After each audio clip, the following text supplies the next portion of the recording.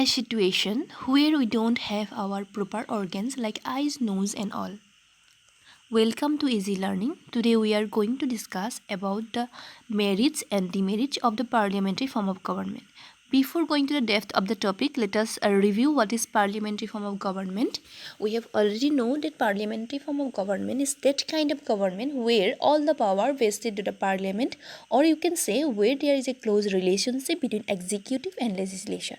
What is executive and legislature? We have already known that like our organs like eyes, nose and all, government has also three organs for their smooth administration. These are executive, legislature and judiciary. If the government has a close relationship with these organs, this type of government, executive and legislature mainly, this type of government is known as parliamentary form of government. তো এই সংসদীয় পদ্ধতি চৰকাৰৰ দুগুণ পঢ়াৰ আগতে আমি জানিলো যে সংসদীয় পদ্ধতি চৰকাৰ মানেনো কি। তো সংসদীয় পদ্ধতি চৰকাৰ মানে হৈছে এনে এক চৰকাৰ য'ত কি হয় যে সংসদৰ ওপৰত অত্যাধিক গুৰুত্ব দিয়া হয়, সকলোবিলাক ক্ষমতা সংসদৰ ওপৰত বেছিকৈ গুৰুত্ব দি ক্ষমতাবিলাক অৰ্পণ কৰা হয়। আৰু লগতে তোমালোকে এনেকেও ভাবিব পাৰা যে ক'ব পাৰা যে য'ত কাৰ্যপালিকা আৰু বিধানমণ্ডলৰ মাজত কি হয় ওচৰ সম্পৰ্ক থাকে তেনে চৰকাৰে হৈছে সংসদীয় পদ্ধতি চৰকাৰ।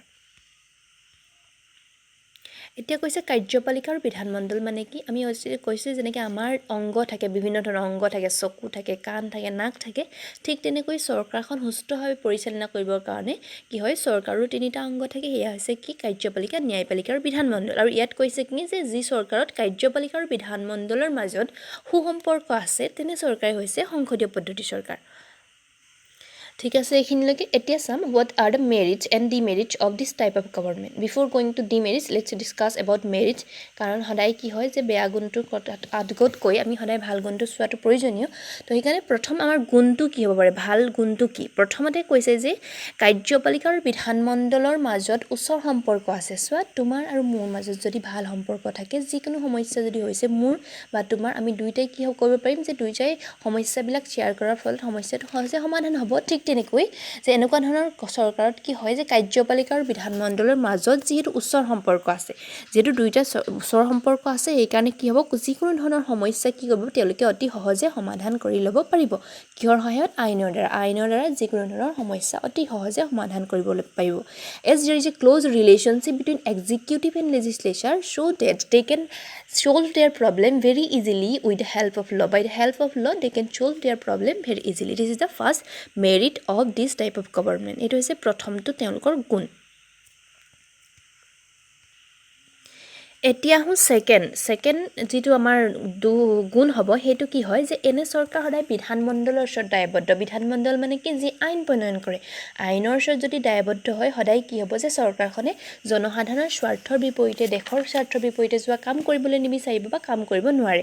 তো as this type of government is always responsible to the legislature, that's why they will not go against the welfare of the people, they will not go against the welfare of the country. তাৰ পাছতে তৃতীয়টো কৈছে কি এনে পদ্ধতিৰ চৰকাৰত কি হয় কাৰ্যপালিকা স্বেচ্ছাচাৰীভাৱে কাম কৰিব নোৱাৰে। কাৰ্যপালিকা মানে মন্ত্ৰী পৰিষদৰ কথা কৈছে যে স্বেচ্ছাচাৰীভাৱে কাম কৰিব নোৱাৰে। কিহৰ কাৰণে কাম কৰিব নোৱাৰিব? কিয় যদি স্বেচ্ছাচাৰীভাৱে কামেই কৰে তেতিয়াহ'লে কি হ'ব, তেওঁলোকক কি কৰা হ'ব যে ক্ষমতাৰ পৰা আঁতৰাই দিয়াৰ ক্ষমতা যিটো আছে সেয়াও আছে। তো সেইকাৰণে তেওঁলোকে কি নকৰে যে নিজৰ ইচ্ছামতে স্বেচ্ছাচাৰী মানে স্ব ইচ্ছাৰে।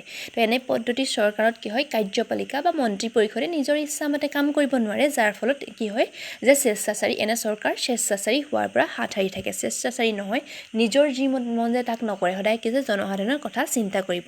তো as this types of government is always responsible to the legislature, they will not go against the welfare of the people, they will not become dictator, they will not work as a dictatorial manner. Dictator হৈ নাযায় তেওঁলোকে, কিছু একনায়কত্বী বা একছত্ৰী নাইবা ধৰি লোৱা স্বেচ্ছাচাৰী তেনেকুৱা ধৰণৰ হৈ নাযায়। নিজৰ ইচ্ছামতে কাম নকৰে, সদায় কাৰ কথা ভাবিব, সদায় জনসাধাৰণৰ কথা ভাবিব। নহ'লে যদি তেনেকুৱা নহয় কি হ'ব, তেওঁলোকক কি কৰিব পাৰে, আইনে তেওঁলোকৰ ক্ষমতাৰ পৰা আঁতৰাই দিব পাৰে। তো এইটো হৈ গ'ল তেওঁলোকৰ এনে চৰকাৰৰ আন এক গুণ।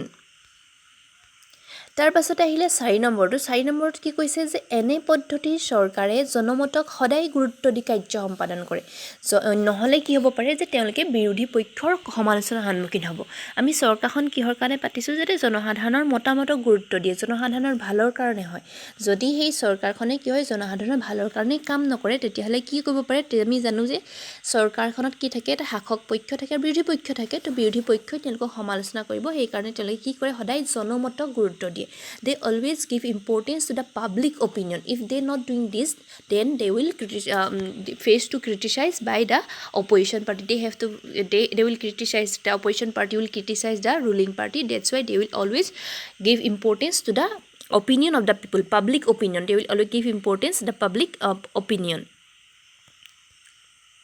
আৰু তাৰপিছতে কৈছে কি লাষ্টৰ নম্বৰ 5 এই পদ্ধতি চৰকাৰ নমনীয় চৰকাৰ নমনীয় মানে কি তেতিয়াহ'লে নমনীয় মানে হৈছে যাক আমি সহজে সংশোধন কৰিব পাৰোঁ সহজে আমি কিটো শুদ্ধ কৰি ল'ব পাৰোঁ চেঞ্জ কৰি ল'ব পাৰোঁ যিহেতু এনে চৰকাৰত কি হয় যে কাৰ্যপালিকা পৰিৱৰ্তন মন্ত্ৰী পৰিষদক আমি সহজে পৰিৱৰ্তন কৰিব পাৰোঁ তেতিয়াহ'লে এইটো এটা ভাল কথা কেতিয়াবা এনেকুৱা হ'ব পাৰে যে কোনোৱে ভাল কাম কৰা নাই তথাপি আমি তেওঁক সহ্য কৰিবলগীয়া হ'ব পাৰে তো সেইটো নহ'বও পাৰিছে ইয়াত মানে কি হয় যে এইটো নমনীয় পদ্ধতি আমি কাৰ্যপালিকাক আমি যিটো সহজে সংশোধন কৰিব পাৰোঁ পৰিৱৰ্তন কৰি ল'ব পাৰোঁ তো সেইকাৰণে এনে চৰকাৰৰ এইটো এটা ভাল গুণ as this government is very flexible in nature what is flexible means those which we can change it very easily amend it very easily this type of government we can change the our executive very easily that's why this type of government is very flexible in nature which is very good in nature and which is also a merit of this type of government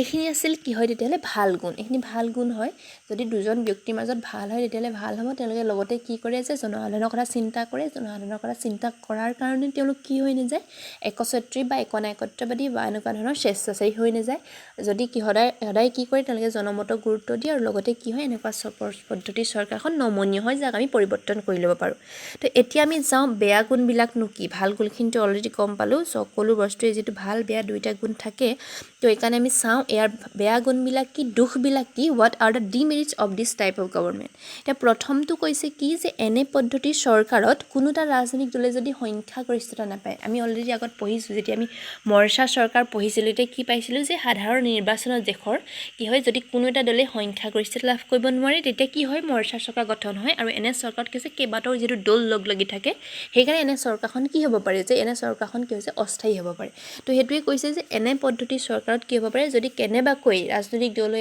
সংখ্যাগৰিষ্ঠতা নাপায় তেতিয়াহ'লে কি হ'ব যে চৰকাৰখন গঠন কৰাত অসুবিধা হ'লে তেতিয়া মৰ্চা চৰকাৰ গঠন হয় আৰু যাৰ ফলত চৰকাৰখন অস্থায়ী হ'ব পাৰে আৰু কেতিয়াবা মাজে সময়ে কিবা ৰাজনৈতিক সংকটৰ সৃষ্টি হ'ব পাৰে as we have already discussed about alliance government we know that when there is no any political party not able to get majority of vote in the general election then most of the party get together and they form alliance government and we know that alliance government is not permanent in nature that's why political crisis maybe arises in this type of government so this is the first demerit of this type of government to hoise prothomtu telokor duh তাৰপিছতে আহিলে কি বুলি কৈছে যে এই চৰকাৰৰ মন্ত্ৰীসকল সাধাৰণতে কি হয় আমি জানো যে বিভাগ দিয়া হয় মন্ত্ৰীসকলক ধৰি লওক কাৰোবাৰ স্বাস্থ্য বিভাগ কাৰোবাৰ শিক্ষা বিভাগ তেনেকৈ দিয়া হয় কেতিয়াবা কি হয় যি বিভাগত মন্ত্ৰী আছে ধৰি লওক স্বাস্থ্য বিভাগত এজন মন্ত্ৰী আছে কিন্তু তেওঁ স্বাস্থ্য সম্পৰ্কীয় বিষয়ে একো নাজানে তো এই কথাটো তেনেকুৱা ধৰণৰ যে এনে চৰকাৰত কি হয় যে মন্ত্ৰীসকলৰ বিভাগীয় কাম কাজত প্ৰায় অনভিজ্ঞ হয় সকলো হয় বুলি কথা কোৱা নাই যদি অনভিজ্ঞ হয় তেতিয়া তেওঁলোকে কি কৰে যে বহুত সময়ত আমোলাসকলৰ ওপৰত নিৰ্ভৰ কৰিবলগীয়া আমোলা মানে কি জানানে আমোলা মানে হৈছে এটা উচ্চ স্তৰীয় এজন অফিচাৰ মানে ধৰি লওক উচ্চ খাপৰ এজন অফিচাৰ এজন বিষয়া তেওঁৰ ওপৰত নিৰ্ভৰ কৰে মানে তেওঁ যি কয় সেইখিনি কামেই তেওঁ কৰে আছে তেওঁ নিজৰ মতে ডিসিশন নলয় সেই বিষয়াজনৰ মতে ডিসিশন লয়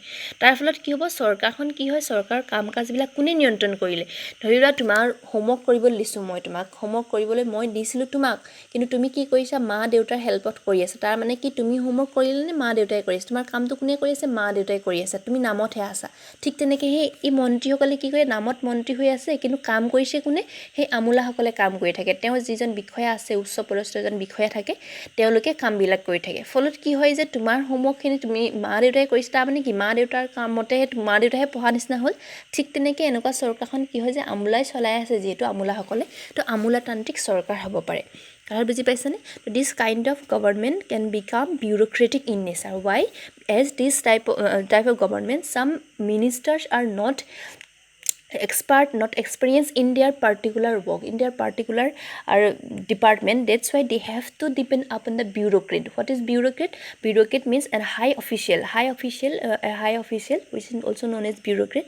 They have to depend on this bureaucrat, and that's why the government become bureaucratic type of government, that which run by the bureaucrats বিলাকে কি হয় যাক এখন চলাব হেয়া হৈছে কি হয় আমাৰ তেতিয়াহ'লে আমোলাতান্ত্ৰিক চৰকাৰলৈ ৰূপান্তৰিত হ'ব পাৰে। তোমাক হোমৱৰ্ক দিছোঁ, তুমি নকৰি মা দেউতাক কৰাই আছা, তেনেকুৱা ধৰণৰ কথা। মানে মন্ত্ৰীজনে কাম নকৰি কি কৰি আছে, যে সেই আমোলাসকলৰ সহতই কৰাই আছে। তো এইটো তেওঁলোকৰ যিহেতু এটা কি হ'ব, বেয়া হ'ব। আমোলাতান্ত্ৰিক চৰকাৰে হৈ গ'ল, আমোলাহে চলাই আছে, তো সেইটো এটা দুখ হৈ গ'ল কাৰ সংসদীয় পদ্ধতিৰ চৰকাৰৰ। তাৰ পাছতে আহিলে আমাৰ কি, যে এনে পদ্ধতিৰ চৰকাৰত কি হয় বুলি কৈছে, ক্ষমতাৰ পৃথকীকৰণ নাই। আমি আগতেই কৈছোঁ যে there is a close relationship between executive and legislature. কাৰ্যপালিকা আৰু বিধানমণ্ডলৰ মাজত ওচৰ সম্পৰ্ক আছে। তাৰ মানে কি, ক্ষমতাটো গোটেইখিনিৰে আছে, ক্ষমতাটো ভাগ ভাগ কৰি দিয়া নাই। এই তিনিটা অংগ যে আছিল চৰকাৰৰ, কাৰ্যপালিকা, ন্যায়পালিকা, বিধানমণ্ডল, তেওঁলোকৰ মাজত ক্ষমতাটো ভাগ নাই কৰা। তাৰ ফলত কি হৈছে, ক্ষমতাৰ পৃথক কৰা নাই। যিহেতু ক্ষমতা পৃথক কৰি নিদিয়াৰ কাৰণে কি হৈছে, সকলোৰে হাতত ক্ষমতা আছে, মন্ত্ৰী পৰিষদৰ হাতত ক্ষমতা আছে, যাৰ ফলত কি হয়, মানুহ এজন বেছিকৈ যদি ক্ষমতা পাই যায়, পাৱাৰ পাই যায়, কি হ'ব পাৰে, মানুহজন কি একনায়কত্ববাদী শাসন চলোৱাৰ সম্ভাৱনা থাকে। তেওঁ মানে নিজৰ মতে নহয়, মই নিজেই মতে কৰিম, তেনেকুৱা ধৰণৰ হ'ব পাৰে। তো সেইটো কথা হৈছে, যিহেতু ইয়াত কি হৈছে, ক্ষমতাৰ পৃথকীকৰণ কৰি দিয়া নাই, ক্ষমতাটো সকলোৰে হাতত আছে। As this type of government, there is no separation of power among executive, legislature and judiciary. That's why all can use their powers, and hence they become dictator. They can act like a dictator. That's why this type of government become a dictator, run with a dictatorial manner. That's why it is the demerits of this type of government. কি হল তেতিয়াহ'লে, ক্ষমতাৰ পৃথকীকৰণ নাই। What is separation of power? When power is separated among the three organs of the government, it is executive, legislature and judiciary. This is called separation of power. As these types of government, there is no separation of power. All can use their powers, and hence it become like a dictator. এইটো হৈ গ'ল 3 number. তাৰ পাছতে আছে 4 নম্বৰটো, যে এনে শাসন ব্যৱস্থাত দলীয় প্ৰথাই বিশেষ গুৰুত্ব লাভ কৰে। কৈছোঁৱে যে এটা দল নহয়, কেইবাটাও দল লগ লাগিব পাৰে। কেইবাটাও দল লগ লাগি থাকিলে, তোমালোকে ধৰি লোৱা একদম জোৰ তোৰ ল'ৰা ছোৱালী এখিনিমান লগ লাগি আছে, নিজৰ স্কুলখন নহয়, বেলেগ বেলেগ স্কুলৰ ল'ৰা আছে। এতিয়া ইজনে সিজনৰ মাজত অলপ হ'লেওতো কিবা এটা হ'ব ন, তোমালোকৰ এইটো ভাল কথা নহয়, যিহেতু কাজিয়া কৰা এনেকুৱা কৰা, কিন্তু এইটো তেওঁলোকৰ মতৰ অমিল হ'ব পাৰে, নাই বা কিবা ক্ষেত্ৰত মিল নাথাকিব পাৰে, তেনেকুৱা হয়। তো যিহেতু বিভিন্ন ধৰণৰ দল থাকে, এই দলবিলাকৰ মাজত কেতিয়াবা কি হ'ব পাৰে, যে বিসম্বাদৰ সৃষ্টি হ'ব পাৰে, তেওঁলোকৰ কথাৰ মিল নাথাকিব পাৰে, মাজে মাজে তেওঁলোকৰ অন্তঃকণ্ডল সৃষ্টি হ'ব পাৰে, ভিতৰি কাজিয়াৰ সৃষ্টি হ'ব পাৰে, যাৰ ফলত ৰাজনীতিটো বিষাক্ত হ'লেই লগতে চৰকাৰৰ কাম কাজ কৰাটো কি হৈছে, বিৰূপ প্ৰভাৱ পৰিব, ভাল নহ'ব, মানে চৰকাৰৰ কাম কাজ ভবামতে কৰিব নোৱাৰিব।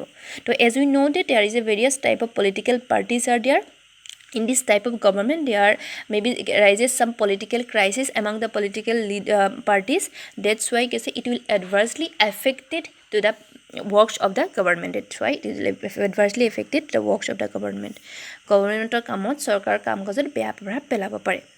এইটো হৈ গ'ল। তাৰপিছত লাষ্টটো কৈছে যে এনে পদ্ধতিৰ চৰকাৰৰ বিৰুদ্ধে এটা সদায় অভিযোগ হয়। কি অভিযোগ হয়? তেওঁলোকে সদায় কমপ্লেইন কৰে যে মানুহবিলাকে, যে এনে চৰকাৰত বিধানমণ্ডলৰ সদস্যসকলক নিৰ্বাচন কৰিলে, এবাৰ সদস্যসকল নিৰ্বাচিত হৈ গ'ল, তাৰপিছত তেওঁলোকে কেতিয়াবা কি কৰে চাবাচোন, তেওঁলোকে আমাৰ ভালৰ কাৰণে কাম নকৰে। যেতিয়া ভালৰ কাৰণে কাম নকৰে, জনস্বাৰ্থৰ বিপৰীতে কাম কৰে, তথাপিও কি হ'বলগীয়া হয়, যে পুনৰ নিৰ্বাচন নহালৈকে আমি কি কৰিব লাগে, তেওঁলোকৰ সেই প্ৰতিনিধিসকল, যিখন আমি নিৰ্বাচন কৰি পঠিয়াইছিলোঁ মন্ত্ৰীসকলক, তেওঁলোকৰ সেই বেয়া কামবিলাক আমি বহুদিন ধৰি সহ্য কৰি থাকিব লাগে। তো সেইকাৰণে কি হৈছে, যে এইটো এটা ভাল গুণ নহয়, যিহেতু আমি জানো যে কি হয়, তেওঁলোকক 5 বছৰৰ কাৰণে বা কিবা এটা টাৰ্মছৰ কাৰণে আমি নিৰ্বাচন কৰিলোঁ, নিৰ্বাচন কৰাৰ পিছত কি হৈছে, তেওঁলোকে আমাৰ ভালৰ কাৰণে কাম নকৰিলে, সেই যিসকলক আমি প্ৰতিনিধি কৰি পঠিয়াইছিলোঁ, তেওঁলোক ভালৰ কাৰণে যিটো কাম নকৰিলে, তথাপিও আমি কি হ'ব লাগিব, তেওঁলোকৰ সেই বেয়া কুকৰ্মখিনি সহ্য কৰি থাকিবলগীয়া হয়, টিল দ্য নেক্সট ইলেকশ্যন কাম। তাৰ বুজি পাইছা? So we have to wait for the till next election. If they are not working for the welfare of the people, if they are not working for the welfare of the people, so we have to wait for the next election to remove this these ministers and all this, remove this executive.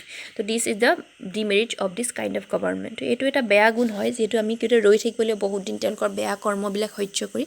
তো এইখিনিয়ে আছিল সংসদীয় পদ্ধতিৰ চৰকাৰৰ দুখ আৰু গুণ।